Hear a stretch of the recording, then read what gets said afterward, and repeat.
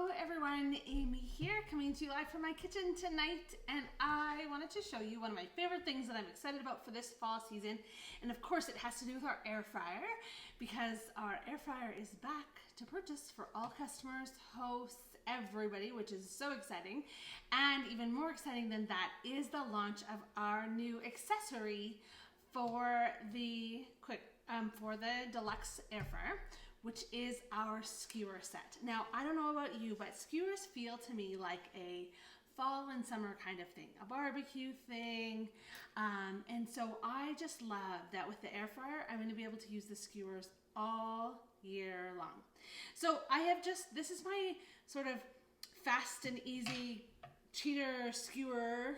It's really just a cheater meal, honestly. These little pork chops I buy them already pre-seasoned. They're the souvlaki pork chop. I buy them at Costco. And I'm sure you could use any sort of Greek souvlaki rub on them. I think they have a little bit of paprika probably. They're very, very lovely. Anyway, they taste so good. So I buy them, and then of course we just fry them up or barbecue them. But today we are going to skewer them. And so I've already got a couple of skewers made on my rack. And so I just want to show you, this is how easy. There's a couple of really fun things about the skewer set that I wanted to show you because I think it's so fun. And I think it's fun to have tools that do fun things. So this is super quick and easy. We don't have a lot of vegetables on our skewer kind of people around here. It's mostly me who eats the peppers and onions. So I put them on a little bit so that they get cooked, but I don't put on too many. So this is our skewer rotisserie, I guess is the word I'm looking for. It comes with 8 skewer sticks. Now I'm going to put this one in, and then I'm going to show you what I love about the skewer set. First of all, it's not your average round skewer. It's flat. See that?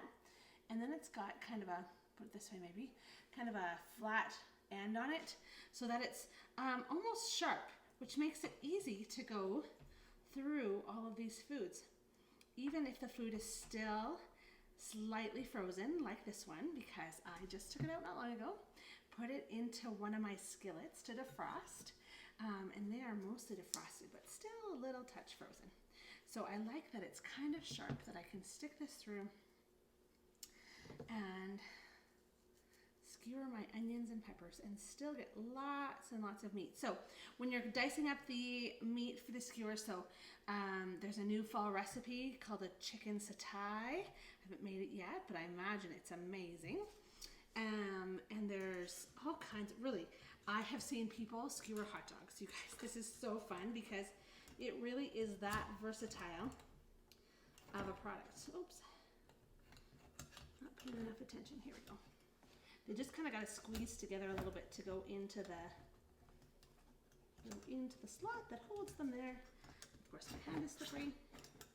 I'm actually going to turn this one like this. So do it. And they just sort of turn in there. All right. So it holds up to 8 of the skewers. So I will keep working away, and you'll be able to see as I do this how they all fit on here and how they all work. Now,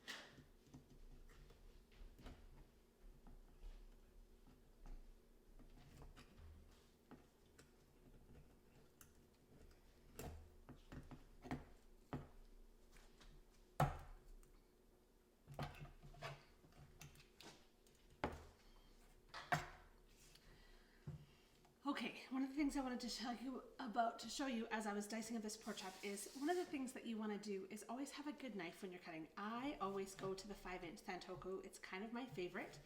But when you're holding a knife, you want to hold it kind of like you're going to shake its hand. Now, I know we don't do that anymore, but if you remember, you kind of reach at it like you're going to shake its hand. So you always do a thumb and a finger and wrap your fingers around. It's really what gives you the best grip and the best sort of control of it, so that your hand knows exactly where your knife is at all times, which is super important. It's also a really good time to talk about our cutting boards. This one is, of course, my favorite. So this is the large grooved cutting board. Now you're going to be able to see how much red sort of spice lands up in this cutting board.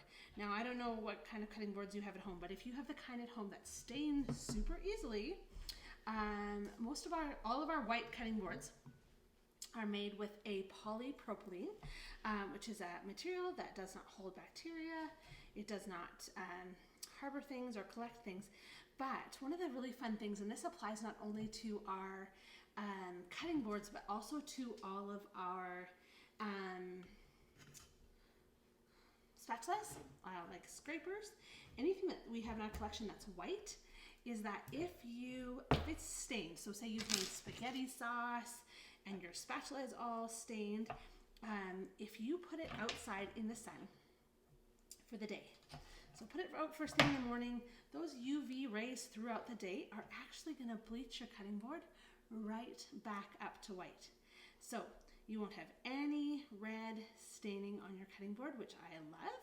So just give it a good wash in your dishwasher ahead of time, and then put it out the next day for perfect whitening with your cutting board.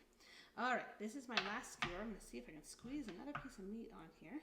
So you can see that for our family of 5, this was 4 of those Greek pork chops.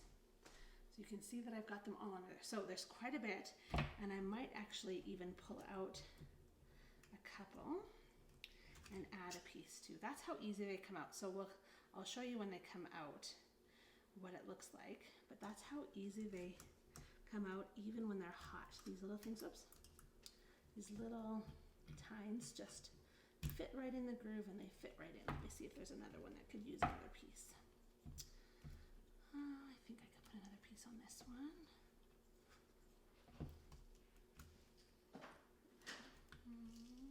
Actually, that one's feeling a little full, but we'll see if we can do it. Let's put another little piece on here.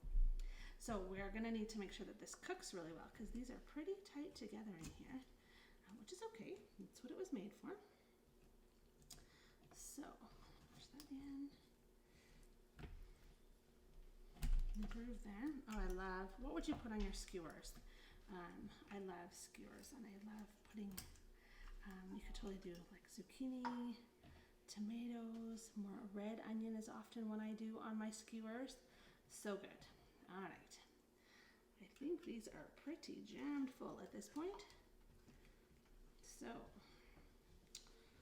let's get this in to the, I feel like I have one more piece left. I should probably try and figure out what to squeeze it on. Let's see if we can get it on this one. A little pepper on the end will squish him up a little bit.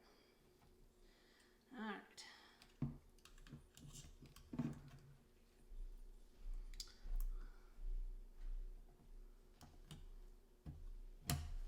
Okay.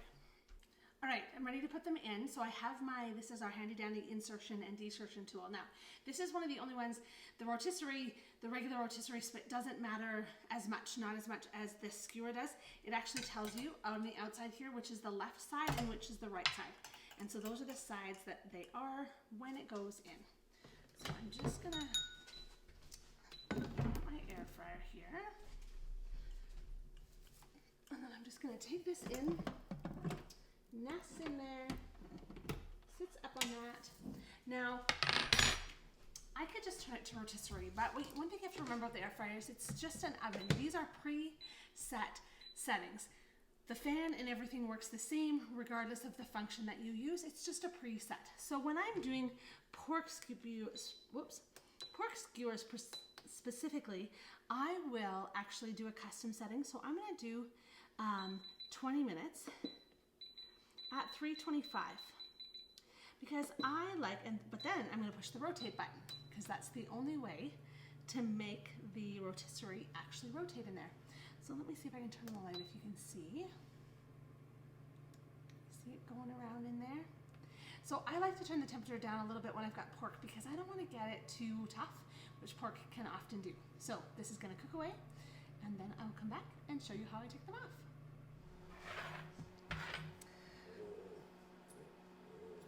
Okay, I'm back. I have just finished them. They've just timed out. The dog thinks that I'm feeding her skewers, so I'm going to check the temperature with my handy dandy instant read thermometer. If you don't know, your chicken or your pork should come in at 165, so should your chicken. And just like that, it is done. 165. It's been cooling for a minute, so I'm going to put my tool in just like I put it in to get it out. I'm going to put it in, it lifts off.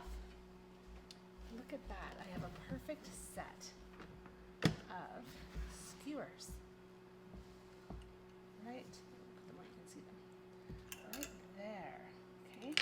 Now I'm just going to let them sit for a minute so that they can just rest, so that they get cool enough to take off the sticks.